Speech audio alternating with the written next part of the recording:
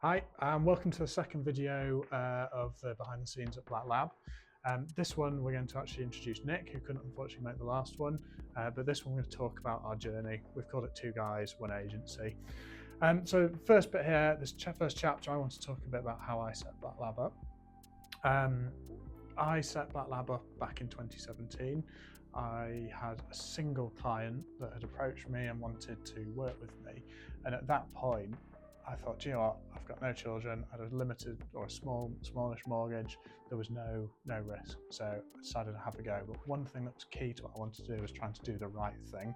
So for 2 years I worked by myself. I started off in a converted barn with no heating in January, and it was freezing. We had a single heater in there that didn't get the room warm until about 3-4 o'clock, at which point you're not far off packing up. But quite quickly after, I got offered a seat in somebody's office in the corner on a spare desk they had, and that was the best thing. And I was there for 2 years.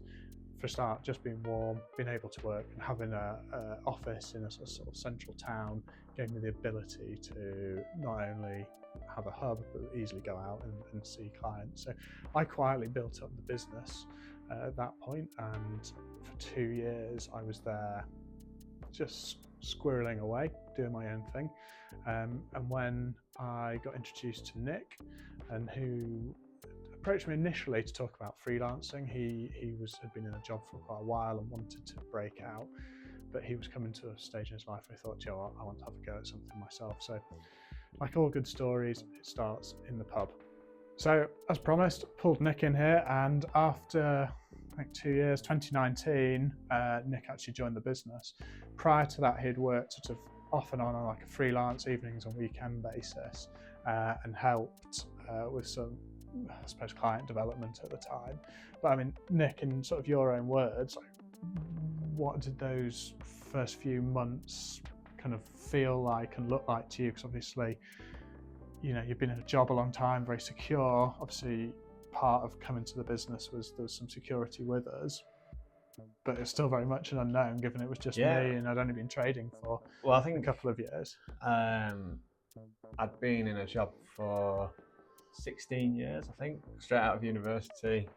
It was the first job really that I had, and I'd sort of grown in that agency from starting as a junior all the way up to senior management, and that went on over the course of 16 years. I think moving away felt like a huge jump.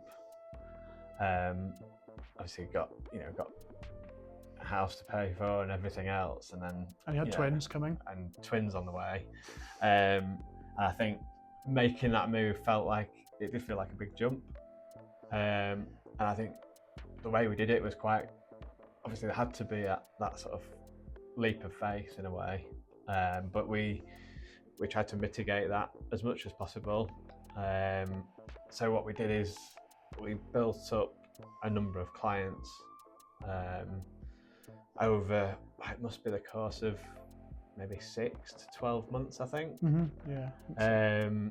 So doing that allowed us to have some level of security, and that at least we had a starting point. So we had some clients when we first started, fairly small ones, but I remember that first day we'd taken on an office lease, I think 500 square foot or something, to give ourselves a bit of a base, and we had, the only bit of furniture we had was a round IKEA table, my laptop, Nick's laptop. I don't think we'd even bought you a laptop then, you're just using your old. Yeah, I was just using my old MacBook. 2011 or something. I think we were doing a bit of, mainly probably about half of what we were doing was white labelling for other agencies, and I think that gave us a bit of a head start and a bit of security, knowing that we'd got some actually pretty good clients to start with. But at the same time, we probably didn't have quite enough to keep us busy. And I think that just on that first day, sitting around the table and just both thinking, I think what do we do next? That was, I think, a big realization of, I've left this established business, and yes, we've got some good clients, but not enough, not enough to sustain us. And that whole, okay, well, what do we do now? Because the phone's not ringing, there's no leads coming in. Yeah, we've got some good clients as a base, but that was it. It's like, right, what next? And at that point, though, the business sort of gradually and very organically grew on referrals. People we knew who knew us, who then recommended us to friends and colleagues, things like that. So we did gradually build up our and I think saying clients. what next wasn't quite the case. I think we'd spent a long time, most of which in the pub, but we actually did spend a lot of time planning how many clients do we need. We'd put together a pretty comprehensive business plan, so we knew what we needed to do. I think it was just that realization of, right, now we've got to make it happen.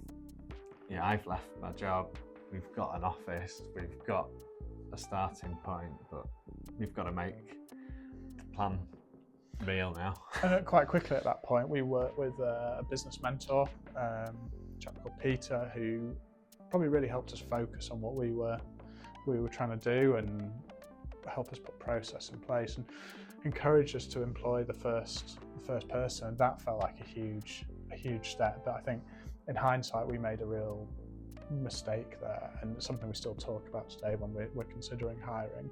And we're by no means we've got the answers when it comes to hiring, but we had really junior, didn't we? And I think the wrong person fundamentally. It did. I think that came about from past experience where we'd seen a lot of success in doing that, but I think we soon realised that that's great when you're in a big agency and you've got support. You've got a whole team to bring those people on, but when you're just two of you trying to bring in the work, deliver the work, do the hoovering, doing everything else, the accounts and everything else, and you just don't have the bandwidth to support them.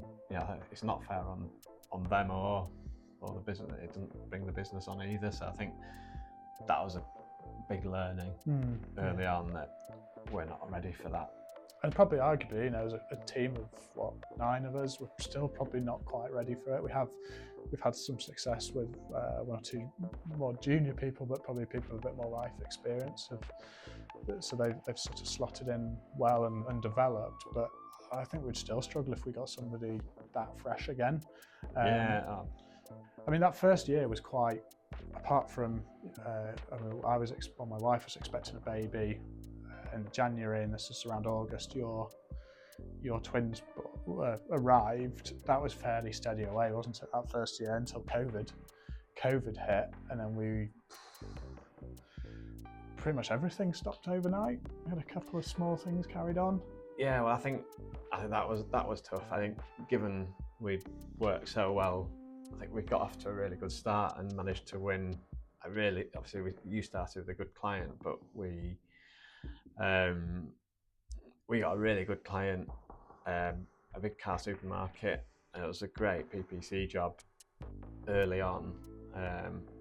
As a referral, I think that gave us a big leg up, and we'd also won numerous other smaller bits and pieces. But I think then I think it was around the mid to end of March from memory, 26th, 23rd. And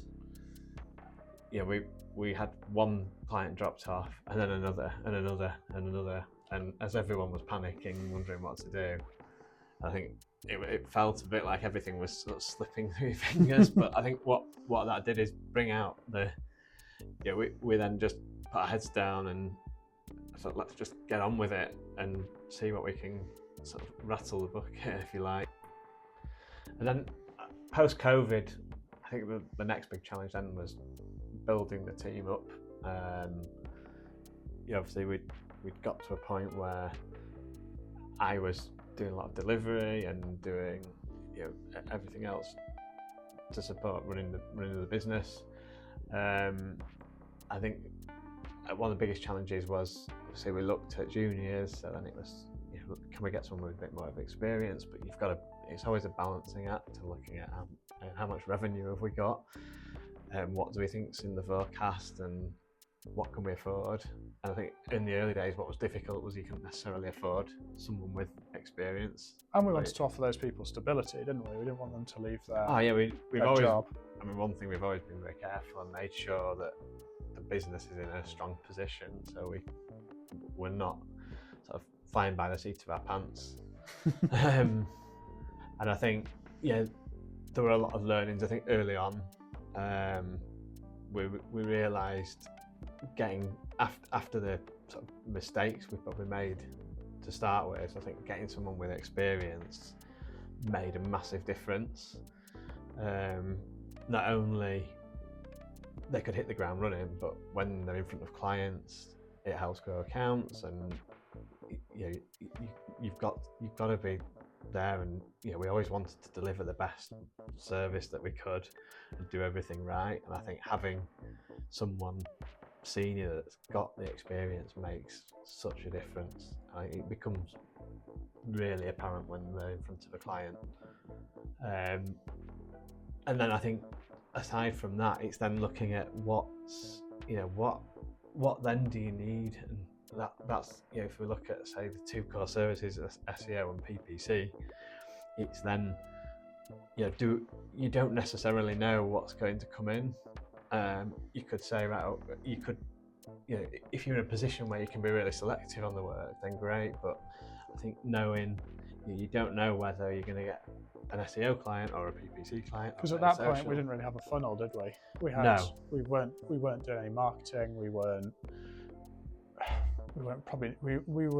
leveraging our network, but our networks probably weren't massive. So we probably picked up some work that just came to us organically, and then it was a case of people would come to us. So it was always been quite difficult. And I'd say that's probably been our biggest change. I think is probably the most recent hire was bringing a sales function and marketing function. Well, that's it. And then you get to a point where it's okay, great. We've got some really good delivery people, but you've got to then, when there's two of you, you can manage. If you're fairly organised, you can make sure that you can deliver what you say you're going to do when you're going to do it, which has been one of the core things, I think, for us, is not letting anyone down, making sure that you're always going to do what you say you're going to do and when you're going to do it. I think obviously as the team grows, that becomes harder because you've got more moving parts, you've got people working on different projects, and you're not necessarily then across everything, which we don't want to be. That's not how you can scale. And I think that's then as you add more people, that presents, you realise you've got gaps in your ability. So client services, and from an operational standpoint, you need someone looking at that all the time. Yeah, and we're not there with it yet, are we? We're still. No, we're in a much better position than what we were. There's a lot, from an organisational standpoint, we're much stronger than we were. But it's just pulling it all together. And I think it's got to be a focus. You can't just deliver good work without the organisation, because it just doesn't. The clients are quite demanding. They're quite dynamic businesses. It's not just doing the same thing all the time. There's different campaigns running for different things, and you've got to make sure that you can keep up to that and be delivering to their deadlines, and pulling all that together needs someone. So we're obviously, it's an awful phrase, on a journey, which whilst we're sort of 5-6 years into it, I still feel like we're just learning to crawl at this stage. We're putting in better financial models, we're building the right people in the team. But if you look back, Nick, what do you think is kind of your biggest takeaway from since you joined, like how we've got here? Do you think it's been a case of sheer genius and brilliance? I know that's not my opinion, but no, or do you think there's been a degree of luck involved? I still think a lot of people say this, don't they, that I think you've got to make your own luck, and I do think that's true. I think there is an element of being in the right place at the right time, but again, a lot of that wouldn't have happened if we didn't use our network. And you've got to build all these relationships up. most of the work has come as a result of that. And I think doing the right thing, if you do a good job of something, then people are more likely to recommend you. And I think that's core, really. I think if you do the right thing, then it will work out. But it's not just that. You've got to you've got to be pushing in. That was a bit of an insight, hopefully, into our first couple of years at Black Lab and how we sort of got here.